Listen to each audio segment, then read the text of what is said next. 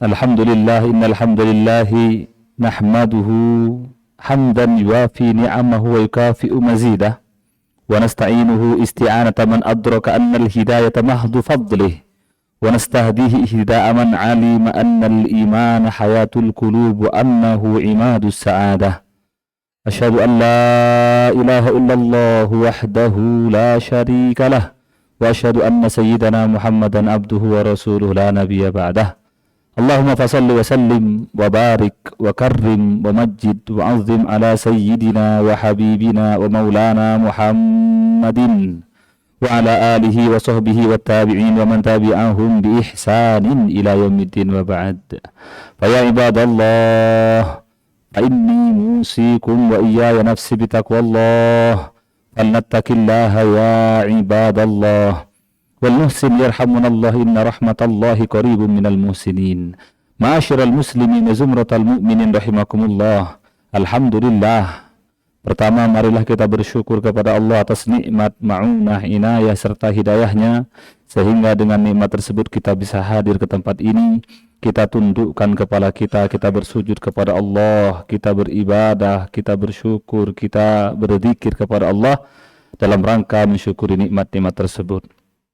Dan yang kedua, salawat dan salam kita haturkan kepada baginda besar Muhammad sallallahu alaihi wasallam, yang mana beliau adalah perantara kita untuk mengenal Allah Subhanahu wa taala. Melalui beliaulah kita tahu apa yang Allah perintahkan, kita tahu apa yang Allah larang, kita tahu apa yang Allah cintai, dan kita tahu apa yang Allah benci. Maka juga kita haturkan salawat dan salam kita kepada sahabatnya dan keluarganya, dan kita sebagai umatnya yang mudah-mudahan kelak kita berada di barisan umat Muhammad sallallahu alaihi wasallam, dan kelak kita mendapat syafaat dari beliau pada hari kiamat nanti. Amin ya rabbal alamin.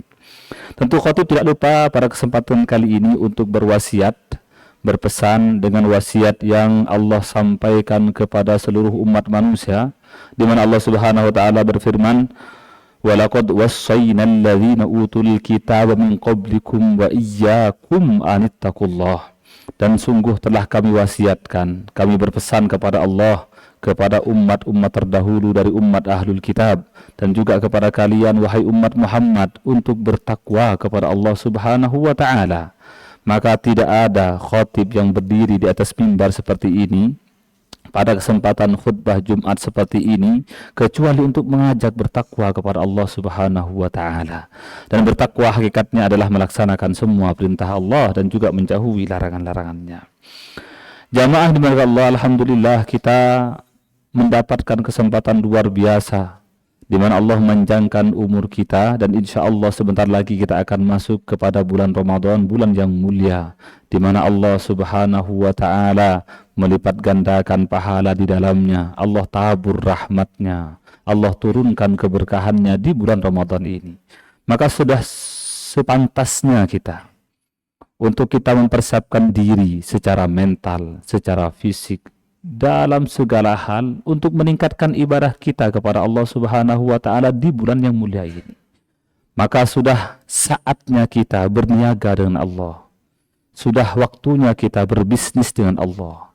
Di mana di bulan-bulan yang lain kita berbisnis dengan manusia, kita sibuk dengan hal-hal duniawi, maka di bulan Ramadan ini sudah waktunya kita berbisnis dengan Allah Subhanahu wa taala, sebagaimana Allah Subhanahu wa taala memberikan wejangan kepada kita. Allah berfirman, "Ya ayyuhalladzina amanu hal adullukum ala tijaratin tunjikum min adzabin alim."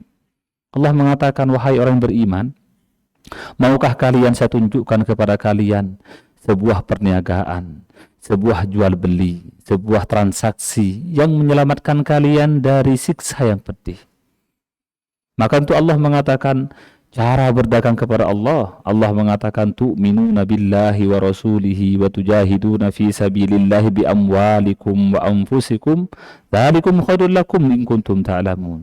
Maka cara berbisnis dengan Allah, Allah mengatakan harganya adalah beriman kepada Allah dan Rasulnya. Kemudian bermujahadah, berjuang kita jihad di jalan Allah.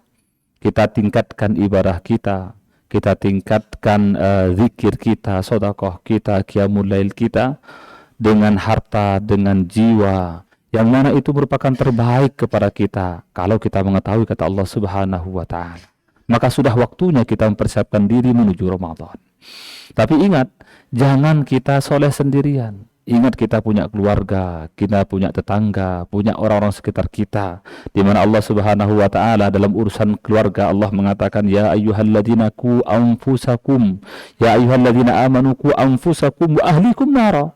Wahai orang beriman, jagalah diri kalian dan siapa? Dan keluarga kalian, wa ahlikum. Begitu juga Rasulullah SAW juga menganjurkan untuk kita peduli kepada tangga kita. Bahwa la yu'minu ahadukum, tidak sempurna iman kalian hatta yuhibba jarahu, sampai dia mencintai tetangganya. Dalam hadis lain hatta yuhibba li akhi, untuk mencintai saudaranya. Maka cara kita mencintai mereka, kalau kita senang untuk menjadi baik di bulan Ramadan, seharusnya juga kita senang agar keluarga kita, tetangga kita, saudara kita juga menjadi baik dalam bulan Ramadan. Kemudian ada satu hal yang penting yang harus kita pahami. Kadang-kadang ketika kita mengajak saudara kita, mengajak teman kita, mengajak kadang keluarga kita untuk beribadah kepada Allah, berbuat baik, menjadi soleh, kadang ada ungkapan yang zahirnya kelihatan benar, tapi problematis secara substansial. Ketika kita ajak, maka dia mengatakan, wah, hidayah belum datang. Saya masih nunggu hidayah. Hidayah masih belum saya terima. Seolah-olah dia, perbuatan baik dia dan solehnya itu harus menunggu datangnya hidayah dari Allah Subhanahu wa taala. Secara zahir kelihatan benar, tapi secara substansinya, intinya ini problematis, bermasalah ungkapan begini. Kenapa? Ada dua hal. Pertama, seolah-olah orang yang mengatakan begini menunggu hidayah, kemudian hidayah belum datang, dia menuduh Allah Subhanahu wa taala seolah-olah Allah tidak memberikan stimulan hidayah kepada dia. Seolah-olah Allah tidak memberikan pancingan hidayah kepada dia. Seolah-olah Allah tidak memberikan hidayah, bahasa kasarnya tidak memberikan hidayah kepada dia. Padahal Allah Subhanahu wa taala sudah memberikan bisikan hidayah kepada kita. Sebagaimana Nabi mengatakan dalam sebuah hadis dikeluarkan oleh Abu Daud dan juga At-Tirmidzi dan Ibnu Hibban, Nabi mengatakan inna lisyaitani dalam matam bibni Adam walil malaki dalam mah. Di mana Nabi mengatakan sesungguhnya setan itu memiliki bisikan di hati anak Adam, manusia. Begitu juga malaikat ada bisikan setiap hari menuju kebaikan. Maka sebenarnya stimulan hidayah, pancingan kepada kebaikan ada bahkan setiap detik dalam diri kita. Maka kita terkadang ada bisikan, kerasa ada yang mengajak kepada kebaikan. Maka itu bagian dari hidayah. Kadang juga muncul hidayah dari sekitar kita. Teman kita ngajak, apa yang kita tonton kadang-kadang mengajak kepada kebaikan. Maka semua yang mengajak kepada kebaikan itu sejatinya hidayah yang datang dari Allah kepada kita. Itu pancingan hidayah yang Allah berikan kepada kita. Kemudian termasuk problematis ungkapan seperti ini, seolah-olah kita menuduh Allah Subhanahu wa taala bahwa Allah itu tidak memberikan jalan kebaikan kepada kita.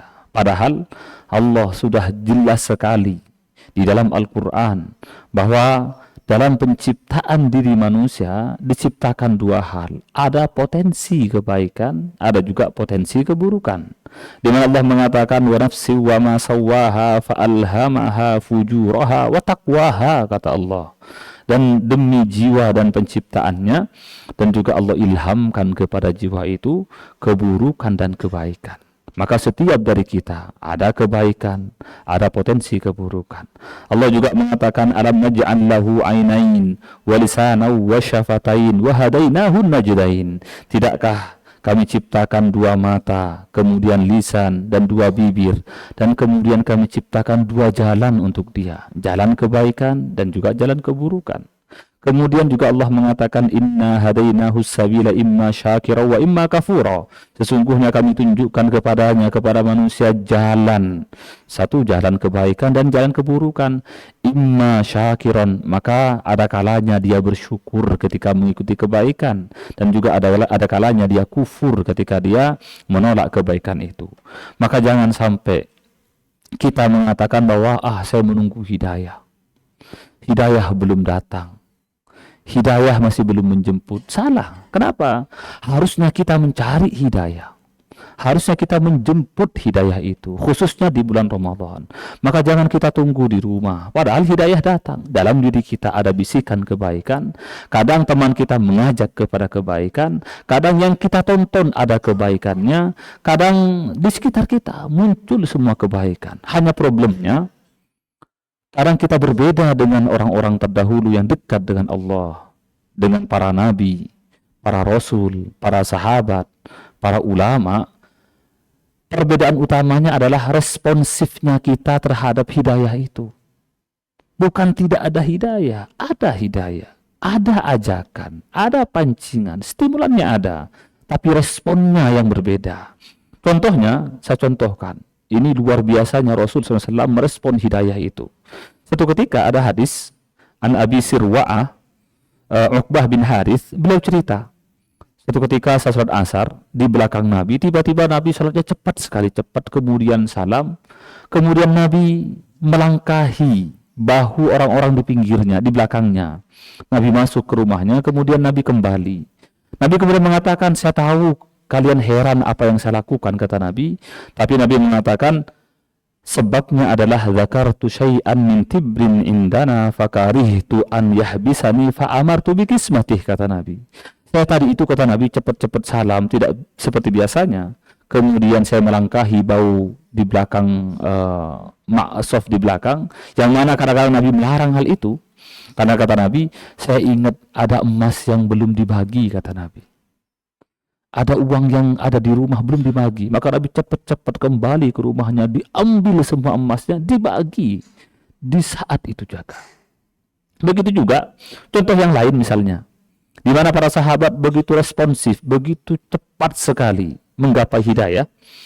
Ada hadis menjelaskan di mana lamma nazal ayatus shadaqah, ketika turun ayat sedekah, di mana Allah mengatakan khudz min amwalihim shadaqatan, ambillah Muhammad dari mereka sedekah, zakat, sedekah yang menyucikan mereka, membersihkan mereka. Maka apa yang dilakukan sahabat luar biasa. Maka sahabat yang kaya membawa hartanya kepada Nabi untuk disedekahkan. Yang miskin pun berlomba-lomba. Maka kata mereka, sampai kita ini kunna nuhamilu ala zuhurina, kami menyewakan punggung kami, kata mereka. Kami, kata mereka kasarnya, menjadi kuli panggul. Untuk apa? Untuk bisa sedekah pada Nabi sallallahu alaihi wasallam. Maka mereka ada yang menjadi kuli panggul, pergi ke pasar memanggul untuk mendapatkan upah. Ada yang menjadi kuli menderek air di sumur agar mendapatkan upah. Kemudian upahnya dibagi dua, sebagian untuk sedekah pada Nabi, sebagian untuk keluarganya. Begitulah mereka menjemput hidayah. Begitulah mereka merespon stimulan hidayah yang datang pada mereka. Maka terakhir, jangan pernah mengatakan sesungguhnya Allah tidak memberikan hidayah kepada kita. Enggak. Setiap hari ada saja hidayah, ada saja ajakan kebaikan dari yang kita tonton, dari teman kita, dari lingkungan kita, dari bacaan kita, bahkan dalam diri kita. Hanya problemnya, apakah kita akan menjemput hidayah itu, menjawab, merespon dengan cepat dan baik, ataukah kita abaikan sehingga hilang hidayah itu, lama-lama melemah, kemudian menjadi tidak ada secara total. Demikianlah khutbah singkat ini. Semoga Allah senantiasa memberikan kita petunjuk, hidayah, menjadi orang-orang yang senantiasa merespon kebaikan dengan cepat. Dan semoga Allah senantiasa memberikan kita keistiqomahan dalam beribadah kepada Allah. Dan semoga Allah memberikan kita nikmat agar kita panjang umur, masuk di bulan Ramadan, beribadah di bulan Ramadan, dan meningkatkan ibadah kita di bulan tersebut. Barakallahu li wa lakum fil Qur'anil azim, wa nafa'ani wa iyyakum bima fihi minal ayati wa dzikril hakim. وتقبل مني ومنكم تلاوته إنه هو السميع العليم. أقول قولي هذا وأستغفر الله العظيم لي ولكم فاستغفروه إنه هو الغفور الرحيم.